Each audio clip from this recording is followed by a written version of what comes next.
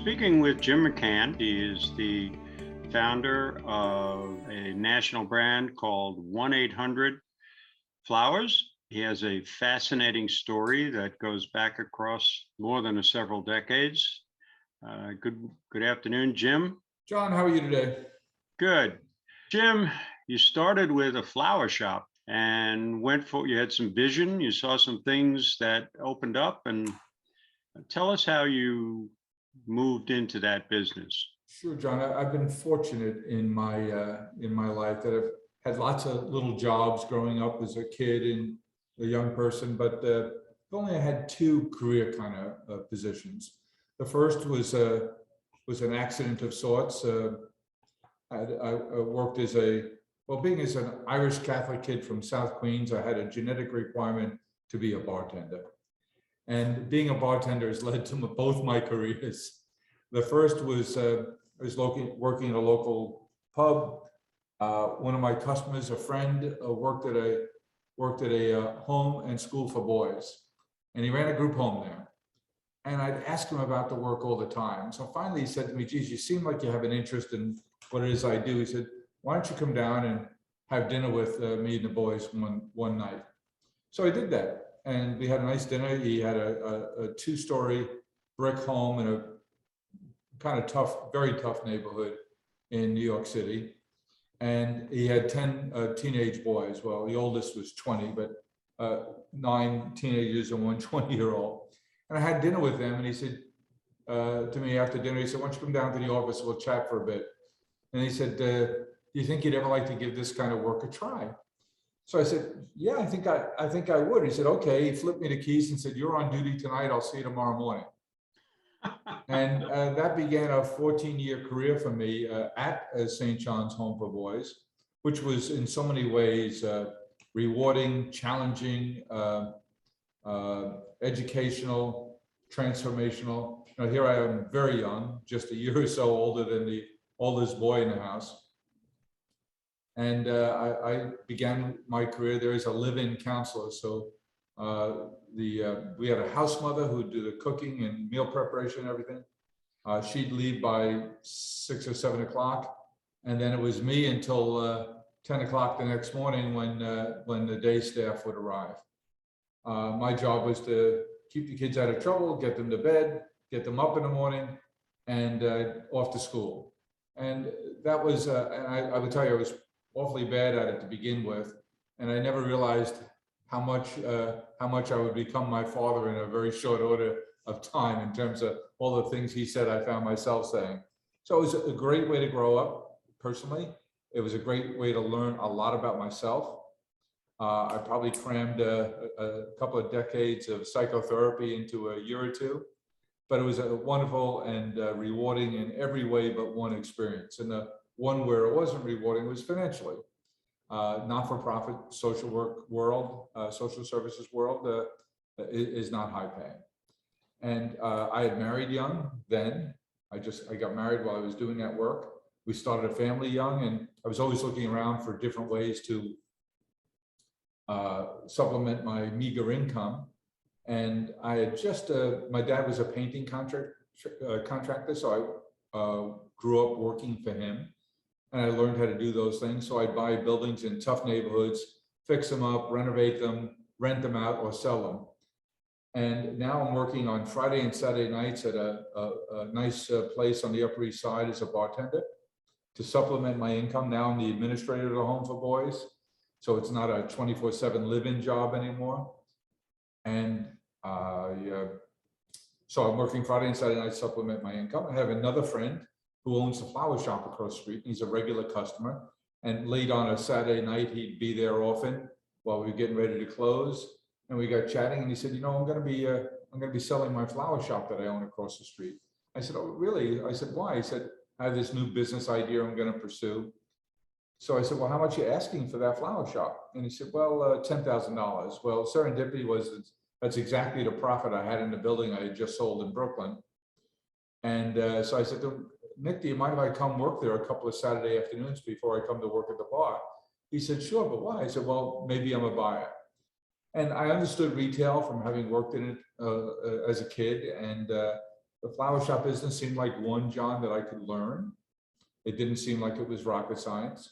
I knew it was easy to get into because of the entry price point. And I didn't see any big players in the florist business, in the flower shop business. So I thought maybe I could McDonaldize the flower shop business. So two careers, both came about as a result of tending bar, and I enjoyed both of them, and in very different ways. Life is a pickup game. It sure is. You start out not wondering where you're going to go, and then suddenly it's there, you know. Yeah. So how did you have sort of an interesting story though as to how you progressed. You spotted something called 1-800-Flowers. How did you make that decision? How did you make that decision to go from a single store or a second store to a national brand, which is really an astounding story? Well, it was a one, a decision, and B, a default lesson. The default lesson was I went into the flower business with the idea of building a business, not just becoming a florist, which of course I did.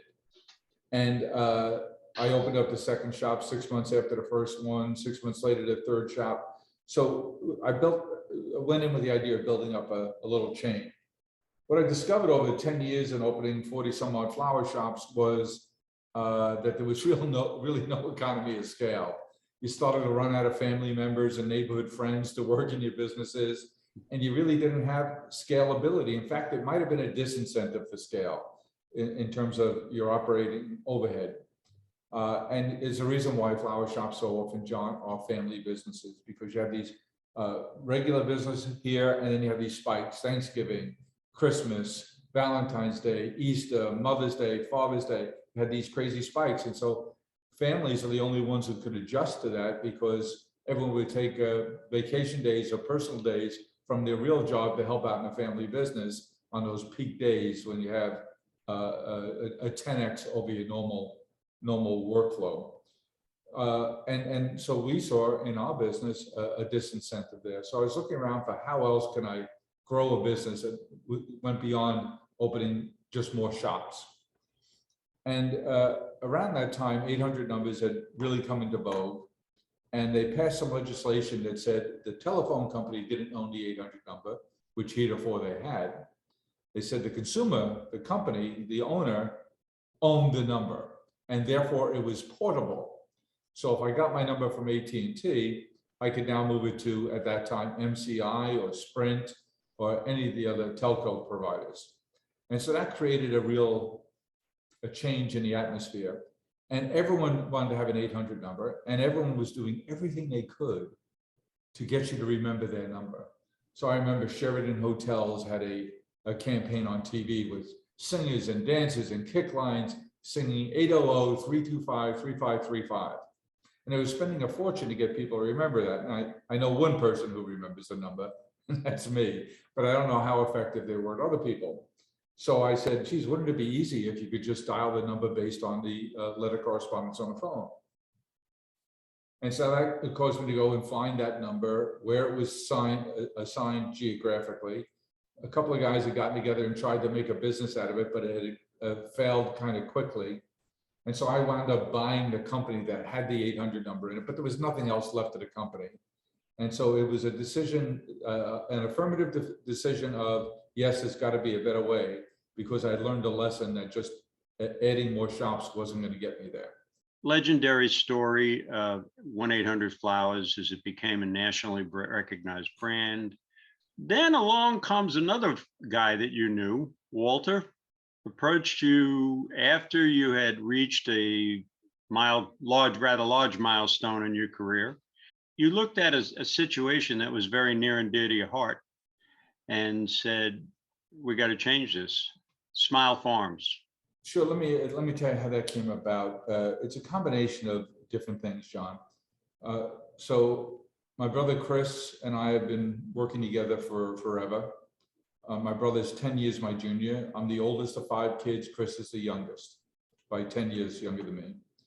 And we have 2 sisters. And in the middle, we have another brother, Kevin. And Kevin was born developmentally disabled.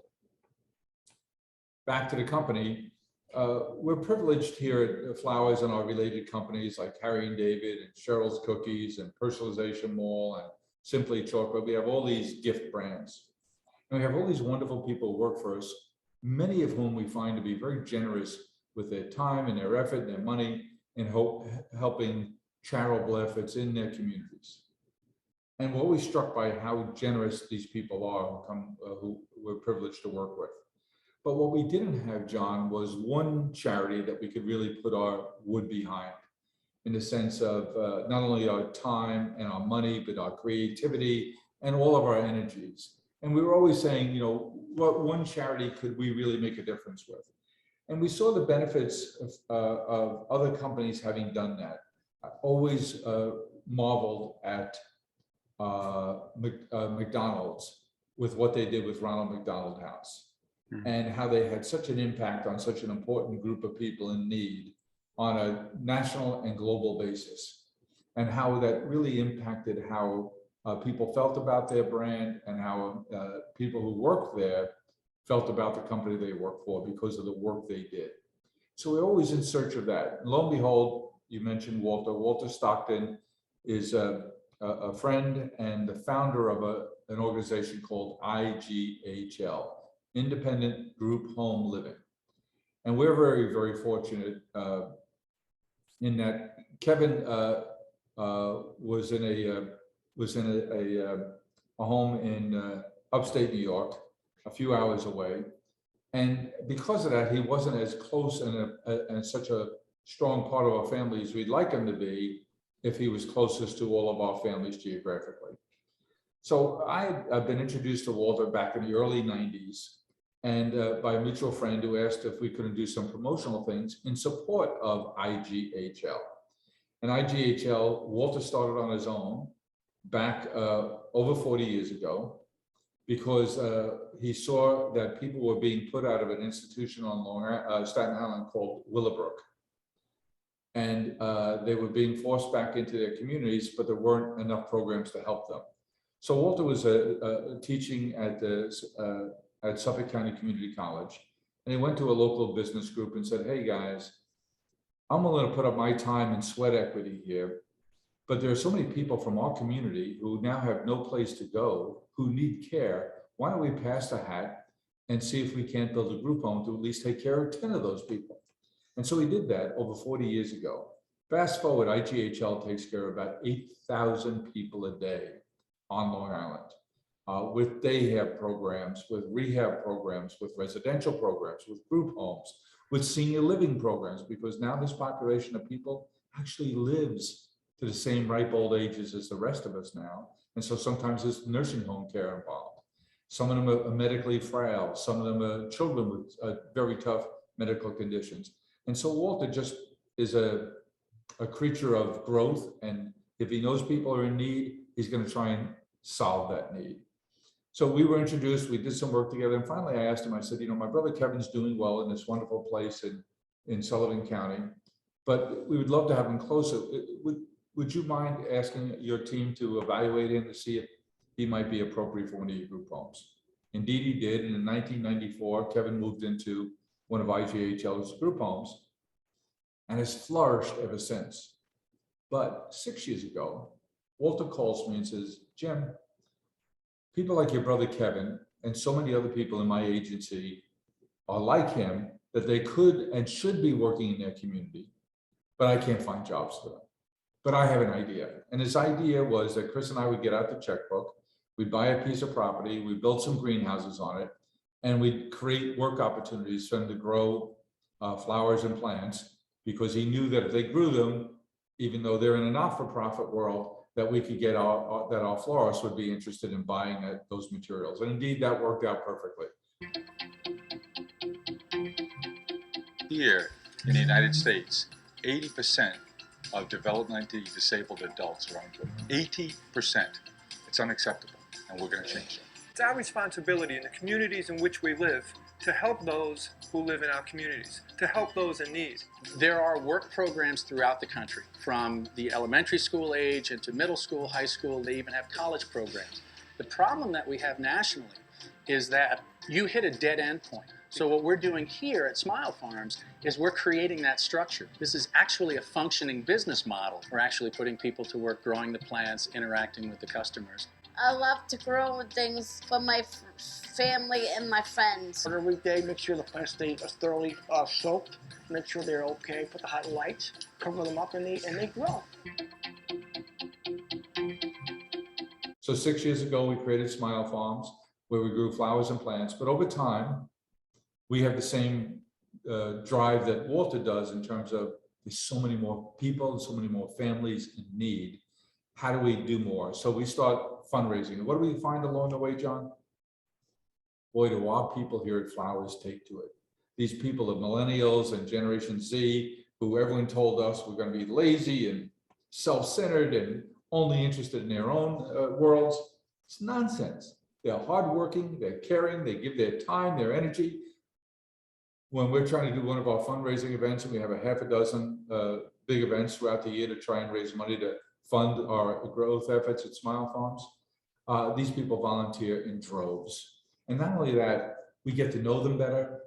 You know, when I get to interact with someone who's 3 weeks new to the company, it might have taken me months or years to get to know them under normal circumstances.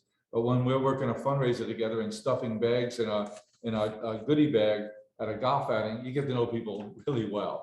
And you get to know the friend that they brought along to help them, who doesn't work for us, who then says, by the way, I really like what you guys stand for as a company. And I really like what you do in terms of your charitable activities. I'd like to talk to the people in your talent HR department because I might want to work here too. So it's had all those cultural benefits and contagion benefits that we hope for, but we never imagined how important it would be. And then, of course, for the people like my brother Kevin, who work at Smile Farms, you know and I know we've been very, very lucky in our lives. And you know and I know that work is a lot more than about a paycheck. It's about who you are. It's your raison d'etre, why you get up in the morning. It's your sense of community. It's your sense of achievement. It's your sense of giving back to your community, making a positive contribution to your community. Oh, and yes, getting paid. And maybe most importantly, it's social. And certainly we haven't we learned the social impact during this COVID era. But so Smile Farms was off to a screaming success right away. And we just kept trying to take that to more and more people. And we've seen the benefit it has on individuals in terms of their growth, their experience set, their sense of worth, the impact it has on their whole family, not to mention the group home they might live in or the program they're a part of. The rippling benefits are enormous. And so now we keep growing. We now have 10 campuses, John, all around the New York metropolitan area. We're likely to expand beyond that because the need is universal. The number of people but John, I'll ask you this question. Does a week go by that you don't meet somebody from another family that has someone in special needs in that family too? I can't find the family that doesn't have someone with special needs. And it seems like a bit of an epidemic in terms of the impact of this autism wave that we're experiencing, that there are going to be more and more people who have special needs who can and should be making a positive contribution to their family, to their community, to the agency they work with, to the companies that they work with. And we just think it's a darn shame, especially with the challenge on skilled labor and labor of any kind that the country is facing now, that this population of disabled people who are able and qualified to work, or even if we just focus on the people who are qualified, disabled, yes, but qualified and able to work, 80% of them, 80% are unemployed.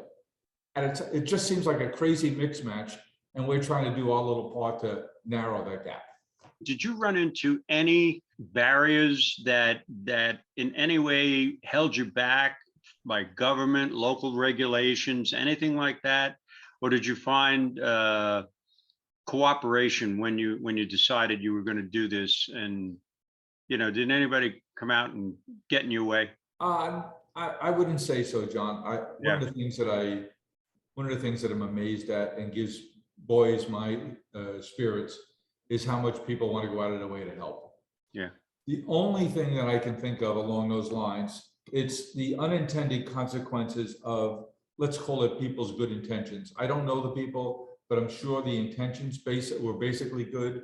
But the legislation that you have to pay everybody the appropriate minimum wage in your state, which served as a real blow to people running sheltered workshops, because some people just can't command the prevailing minimum wage in terms of their output.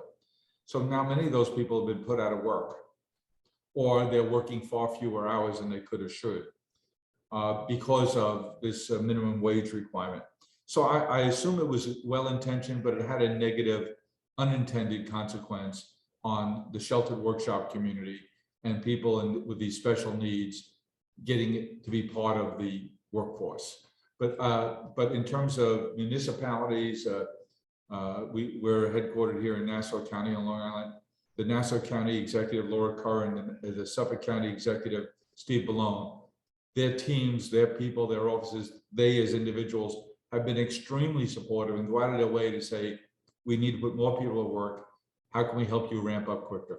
We had an earlier accessibility matters discussion with the young man that runs Spectrum Designs over in Port Washington. Yeah, we're clients, we're friends and clients of theirs. They do a lot of our printing. Yeah, and you know, and he did one of our sessions at our conference last week, talking about the myths and vacating those myths about employing persons with special needs. And so he talked about, you know, they do show up on time. They are productive. They do, you know, they will travel to work. And, you know, all the things that, you know, all the crutches that businesses sometimes throw in the way have been kind of kicked away by proof positives. I mean, you're now up to how many employees?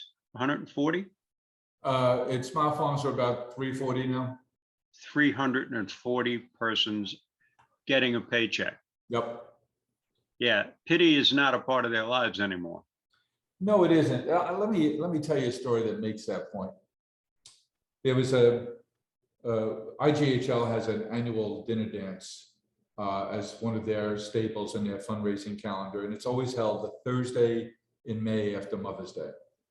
And we're keenly aware of that because it was the Thursday before, we couldn't be there. We're too busy. Yeah, right. The Thursday after, we've come up for air. We're ready to party.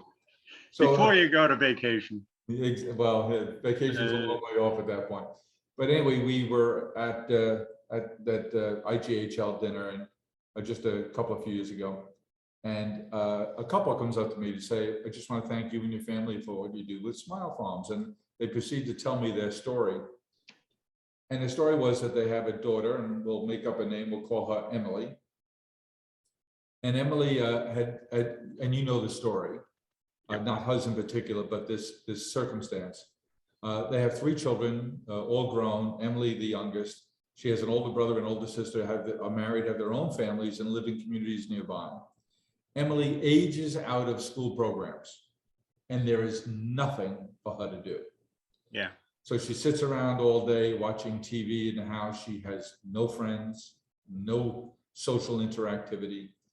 She becomes more and more miserable. She gains weight. She's hard to be around. Mother and father are very much struggling, but they can't leave her alone. How do they leave the house? It's getting worse. The father confesses to me that sometimes he finds himself working late at the office, even if he doesn't have to, because dinner had become so miserable at home.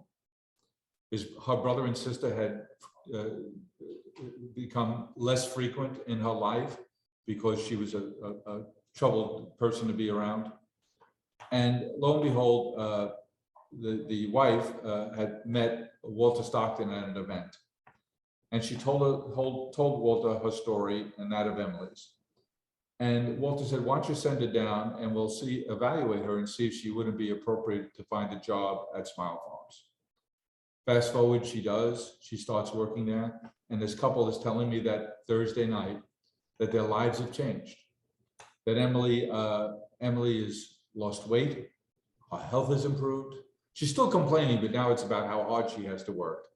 And her brother and sister have re-engaged in their lives. it's turned not only Emily's life around, but a whole immediate family, a brother, a sister, a parents. They said, look, she's still difficult, but now that big question that we all have when we're a concerned or responsible person, a parent or a person or a sibling of someone with a disability, you ask yourself this question every night when you put your head on the pillow. What happens after I'm gone? And for my family, we've been so fortunate that IGHL, where my brother lives, has answered a big part of that for us.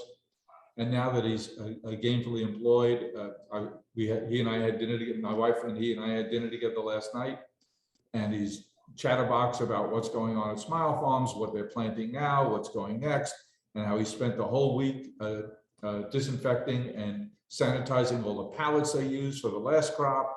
And he got it all finished on Friday, and he got a special recognition for getting a whole week's worth of work done in no time at all. So he's part of the conversation. He's just not sitting there. He's bragging about what's going on at work. He has something to talk about, and it's social.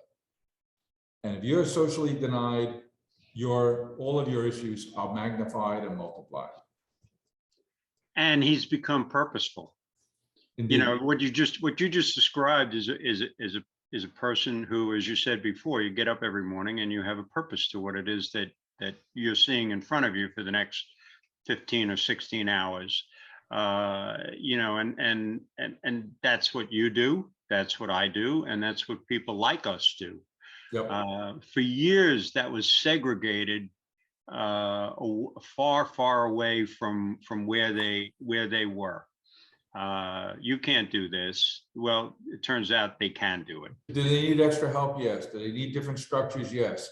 But it's so much better for the community, or the grand community and the small community, when people aren't just sitting around. First of all, there's a whole lot of professionals have to work with them. There's a whole lot of people involved in the transportation of these people. There are medical personnel involved. We're buying a lot of product for our greenhouses. We're growing a lot of product.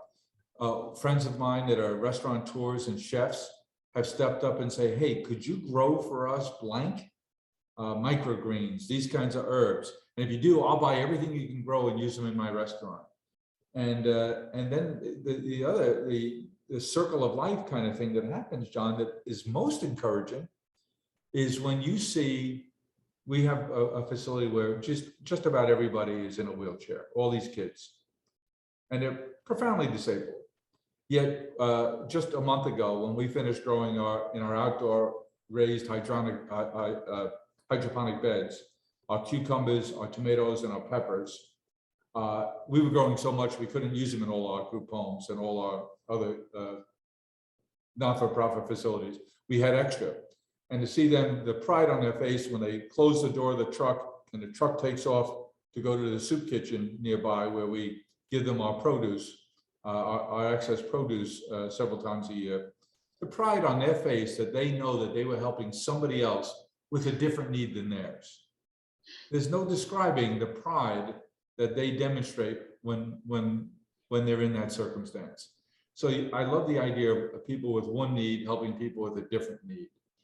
And I was, when I drove my brother Kevin back to his group home last night, and I rode past a senior community, I found myself saying, you know, an over 55 community, I bet there's a lot of people in there who have some time and have some resources who'd like to get together, volunteer and get involved in our Smile Farms campuses.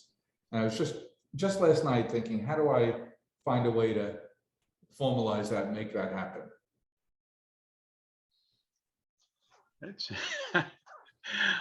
Well, I have a sneaking sense that you will figure it out.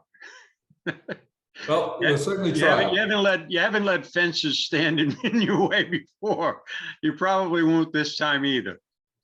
But it's just that whole circle of life, you know, everyone has something to offer. When I talked to Patrick at Spectrum Designs, they had just opened up like another location over in Westchester County. He said, when we were considering this, it was amazing how many communities were stepping up and asking for us to come into their community because they have their mentality is beginning to change. The community is saying, okay, when somebody comes through the spectrum and they're 21, they're finished with education, but they have no place to go to get employed, we can do something about that. If you'll come to our community, we'll make sure that you get the proper facilities and so on and so forth. So it feels like a turning point in awareness that wasn't here. You know, we're not that far apart in age. When I was a kid, I didn't know what the word autism meant because it was behind a black cloud. I had no idea what it was until I was, and even when Patty and I were married first, we didn't know anybody that had any autism in their family. Now it's hard to find families that don't.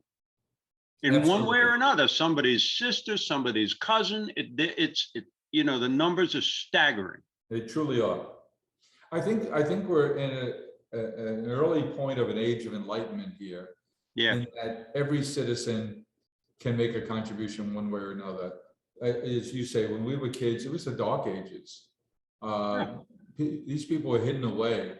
How many schools didn't even have a special ed program? I know what it was like for my parents with my brother. They didn't have any means, and it was very difficult. But I think people are waking up, you know, when you see inspired leadership like County Executive Balone and County Executive Laura Curran saying, hey, how do we pull together government resources, community resources, corporate resources on a community to make 1 + 1 + 1 = 12. Then you say, wow, good things can happen. This would be relevant to what you're doing at accessibility. One of our campuses is in Brooklyn and Crown Heights area, I think it is. And they have a very small plot of land outside their building where we said, you know, we were going to do a Smile Farms campus. And but they didn't have a lot of square footage. And so the director there said, I know what we'll do. We're going to grow peppers here. And from those peppers, we're going to make hot sauce because people who like hot sauce really like hot sauce. And so we borrowed that idea from him to bring it to all of our campuses. So we grow all different things on all our different campuses. But the only one crop we grow on every one of our campuses is peppers. Because over the last 3 years now, we've been making from the heart, heat from the heart hot sauce. And we sell those bottles of hot sauce and people love it. They tell us it's really good. We have the folks in the Brooklyn Grange help us to develop our recipes and our sauces and make our hot sauce this time of year, each year. And it's really catching on. And so we're now looking for more space where we can plant more peppers for next year because we sell every bottle of hot sauce we make every year. Well, you know, you say that, and then I think to when Paul Newman started out with the Hole in the Wall gang, and you know, he started developing products and so on and so forth that became top shelf products and, you know, in high demand. And indeed they are, and they fund an unbelievable array of programs, including the Hole in the Wall gang camps, which are all over the world now.